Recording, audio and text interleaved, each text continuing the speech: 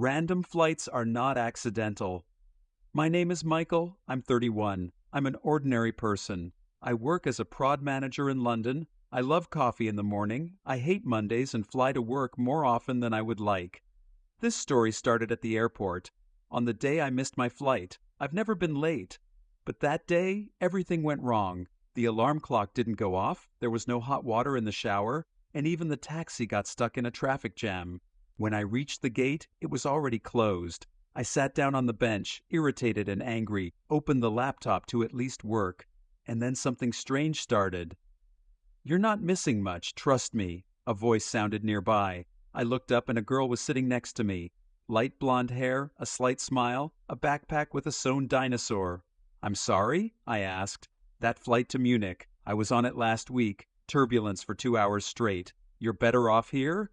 We both laughed. Her name was Emily. She was flying to Edinburgh. Her flight was delayed for 3 hours, and yes, she also hated Mondays. We talked. At first it was easy, about food, travel, funny stories from airports. Then a little deeper, about work, about how difficult it is sometimes to breathe in a big city, about how suddenly life can change. Time flew by. During these 3 hours we walked the entire airport along and down.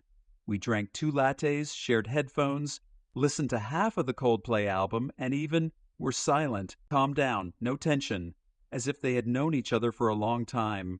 When her flight was announced, I suddenly got scared. Stupid, I know. We exchanged numbers. She left. I stayed. A week has passed. I didn't write. I didn't know what to say. Everything seemed too random. But one night I just typed, "If you're ever stuck at an airport again, save me a coffee."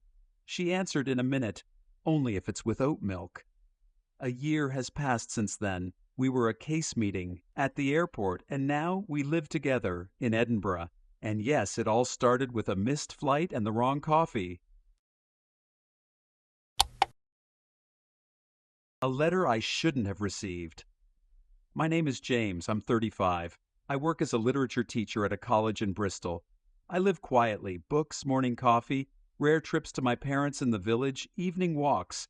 I wasn't looking for love, and I certainly didn't expect it to appear from the past. One day in the middle of September I received a letter. Paper, present, the handwriting was familiar. I opened the envelope and my heart literally stopped. It was Sophie. We met in the first year of university. She studied art history, I studied English literature. We were young, in love, free, and stupid. We parted after the end without even saying goodbye properly. The last words I heard from her were, "We're just too different, James." The letter was short, without pathos. She wrote that she had found an old photo from the university and suddenly realized that she wanted to know how I was doing. Not a hint of feelings, no requests, just hello. I didn't know whether to answer, but the next day I sat down at the table and wrote, "You remembered me in September. I remembered you every November. Write more." That's how the correspondence began. We wrote letters to each other, not emails, not messages. Real, with stamps, with the smell of paper. There was a little more frankness, warmth, and memory in everyone. She lived in Oxford, taught in a gallery, taught children's courses on the history of painting. Single. I lived with a cat. I was afraid of changes, but I always missed morning conversations in the kitchen on campus. And one day she wrote, "If we had another breakfast together, I wouldn't leave again." I went to Oxford on the same day, without warning. She opened the door in a dressing gown, with paints on her fingers and surprised eyes. I just said, "Do you have coffee?" She nodded silently. We sat down in the kitchen, and they were silent, 20 minutes, as if nothing had passed. Now we are together. Sometimes we write letters, even living in the same apartment, just because it's ours. Not all love stories start with Tinder. Some are from a letter you shouldn't have received. But I got it, and I realized everything is still possible.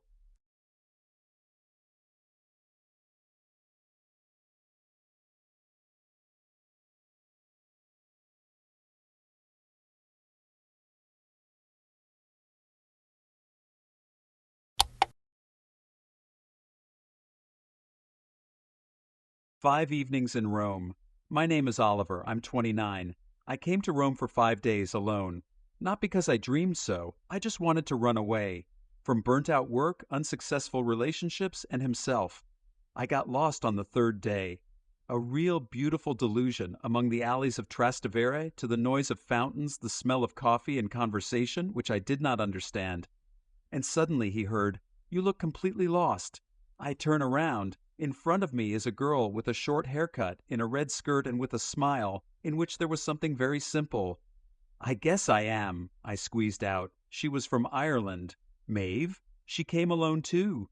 Just because I was tired of being a daughter, friend, colleague, and wanted to be just myself. We spent the evening together. First coffee, then wine, then pizza in some tiny place where there was no menu, no free tables. But there was one for us. We didn't ask, "What do you do?" or "Are you in a relationship at all?" We were just there, breathed with one air, and laughed. It's like we've known each other for 1,000 years. As a farewell, she said, "Tomorrow, same place, 6 p.m., deal?" I said, "Deal." And so it was for 5 evenings. No phone numbers, no Instagram subscriptions, no promises. Every day we met in a different place. We walked, ate, talked, kept silent. She showed me a city I wouldn't have seen. I showed her myself, whom I lost a long time ago. On the 5th evening, we just sat on the steps by the Pantheon. We watched the sunset. She said, "I needed this. Not love, not drama, just this." I nodded, understood. It wasn't love. It was a meeting. It's as if two people went through too much and for a second found each other's respite. We said goodbye, without tragedy, without tears. She flew to Dublin. I'm in London. 2 years have passed. Sometimes I still come back to Rome. I'll sit down in that cafe in Trastevere at 6 p.m. She doesn't show up. But I still feel that I'm not alone.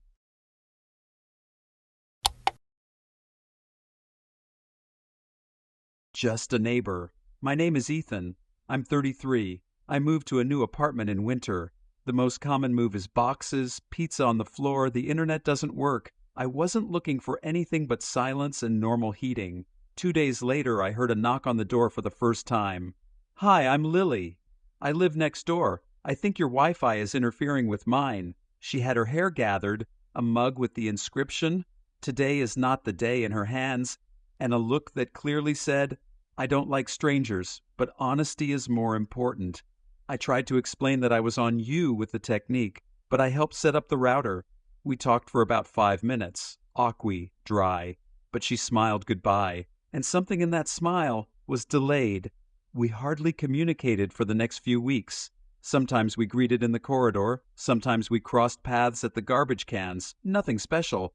But one day my stove broke, and the food from the containers got tired of it. I didn't know why, but I knocked on her. "Hi? Do you maybe know a good takeout nearby?" She grinned. "Come in. I made too much lasagna anyway." It was a dinner that changed everything. We started eating together on Fridays. No obligations, no hints, just two neighbors tired of loneliness and overeating instant noodles. Then they started watching TV series. Then, to discuss life. She talked about her ex, about the loss of her father, about her fears. And I'm talking about disappointment, about the silence in the apartment, which rings too much in the evenings. And somehow between these conversations, everything changed. Once she said, "You've become closer to me than all my former relationships." I didn't answer. I just took her hand. And I realized that it wasn't falling in love. It was to see a person for real and want to stay. Now we still live in neighboring apartments, but we don't lock the doors anymore. Sometimes we wake up at her, sometimes at my place. Everything is calm, no dramas. And this is the greatest comfort.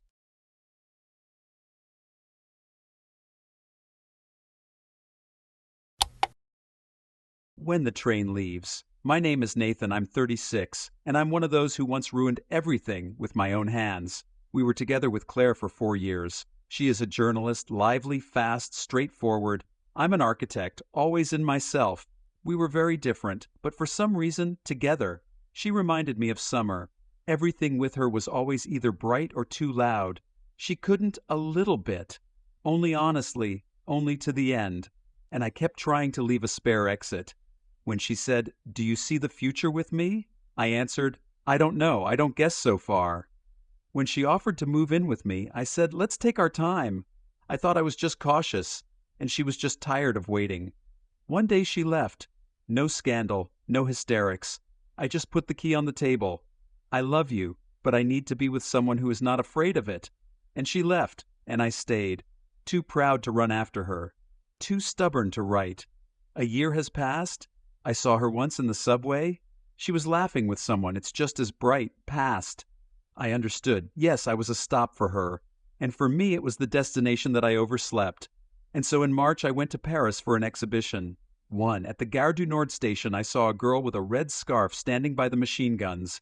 I didn't even believe it at first. It was Claire. She noticed me, too. We approached each other as if we were strangers, but with the same look that I remembered by heart. "Are you in Paris?" I asked. "Yes. I'm writing an article about how cities store the smells of memory." "It sounds like a Claire." She smiled. I felt that I still remember her smiling. Even after a year, we went for coffee. We talked for 2 hours, not about us, about the city, about life. When I finally said, "I was an idiot then," she just looked, for a long time, quiet. Maybe, or maybe you just weren't ready." Then she got up. "The train will arrive in 10 minutes. I'm going to Lyon." I wanted to say something. Ask? Stay? To go. But he didn't say anything. When she was leaving, she turned around. "Aren't you afraid of the future anymore, Nathan?" "I'm afraid, but less than losing you again." She left, but I left a note on a napkin. "If you still don't know how to make a long way, start on Friday. I'll be in that cafe by the bridge 6 p.m. I was there at 17:45.